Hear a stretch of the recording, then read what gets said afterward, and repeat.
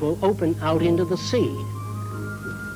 You can observe marine life and fish swimming by. There'll be no zoos, no seaquariums. Everything will be observed in natural conditions. There will be boating, scuba diving, recreation, and universities built in the sea. These drawings all made by you? Yes.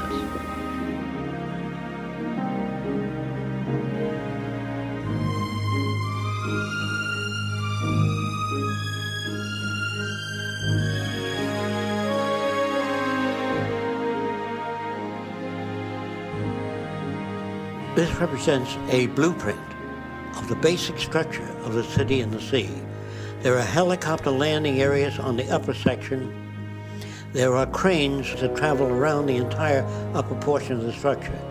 The legs are designed to move up and down to support the structure and rest on the seabed. Now, what are these cities in the sea for? Some of them represent hospitals that can be towed off the coast of Africa or India.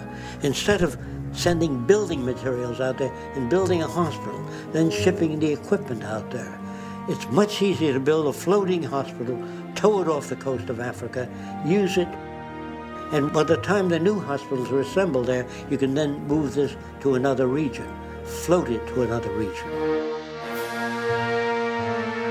Most of the cities will be constructed in dry docks by automated systems. After it's complete, the flood locks are open and it fills with water.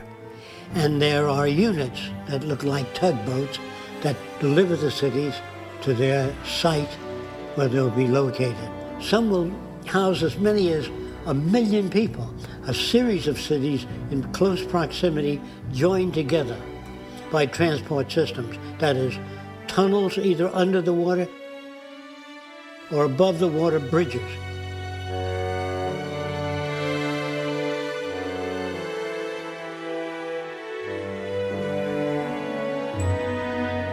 This is an aerial view of one of the many variations of cities in the sea. The towers are used for residential occupation. The docks surrounding the cities are used for marine exploration and redevelopment. In other words, to restore the reefs, the damaged reefs. The unit in the center is used for hydroponic gardens, growing of food without soil.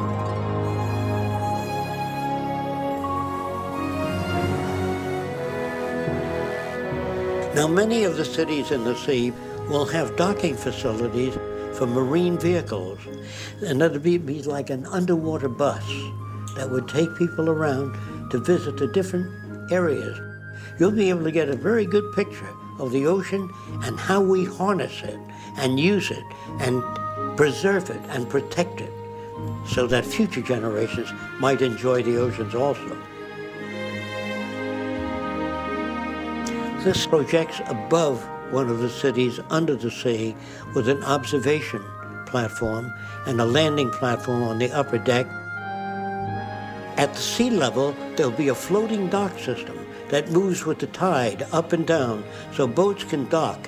Then you enter an elevator shaft which goes to an airlock. It takes you to the bottom of the sea or the seabed. The seabed is used for observation of reefs and marine life.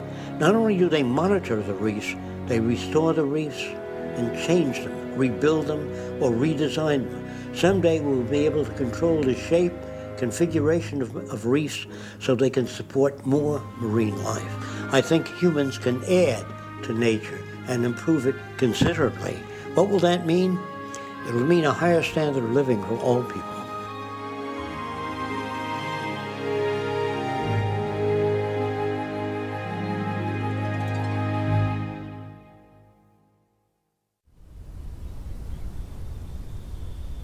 When he draws these buildings and designs, he thinks about how they go together, how they're manufactured. Some of the drawings I have seen have gone back about 60 years, and they're just beginning to talk about some of these things now as being a possibility. You know, in the past, people would say you'd never be able to get to the moon, not in 1,000 years. and they'd look up the next day and they're going to the moon. You know, when I first met Jacques 25 years ago, and he would talk to some people about certain inventions, they'd say, you won't see that, not in 1,000 years. And 10 years later, they come out with it on the cover of Popular Science.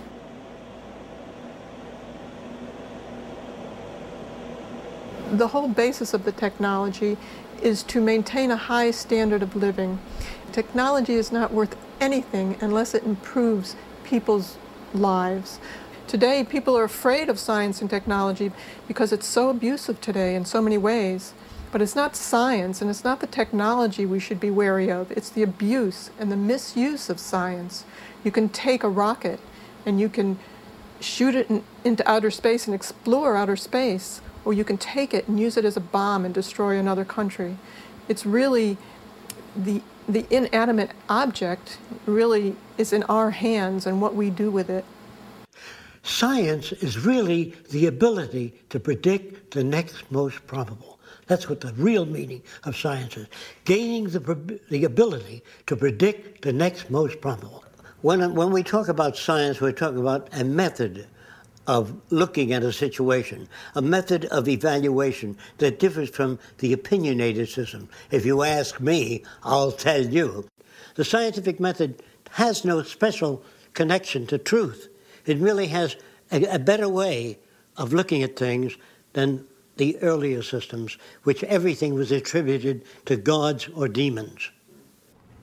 This is where we get into applying the scientific method to society. Yes. Now, this is not in the book yet. The scientific method applied to society is something people don't think about much. But if you want to know where the answers may lie, it is in the application of the methods of science with human concern and environmental concern. The future by design refers to the application of the methods of science, not scientists, the methods of science to the social system. Naturally, even the methods of science undergo change, and as they change, so would the future. If we use the scientific method throughout the world, the probability of war drops to zero. The probability of human suffering disappears. Deprivation, poverty, crime, all those things tend to disappear because there's no basis for it.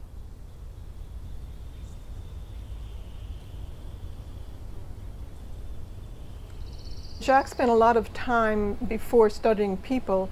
He started studying how animals behave and how to change the behavior of animals or predict the behavior of animals. And it came to the conclusion that it's really the environment that changes behavior and enables us to behave the way we do.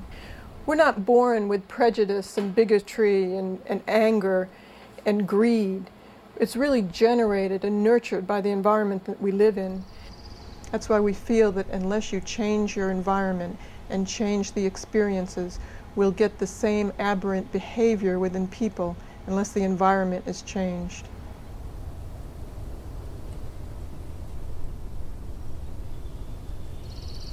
Any culture in the world today tries to educate people so they'll serve a function in that particular culture.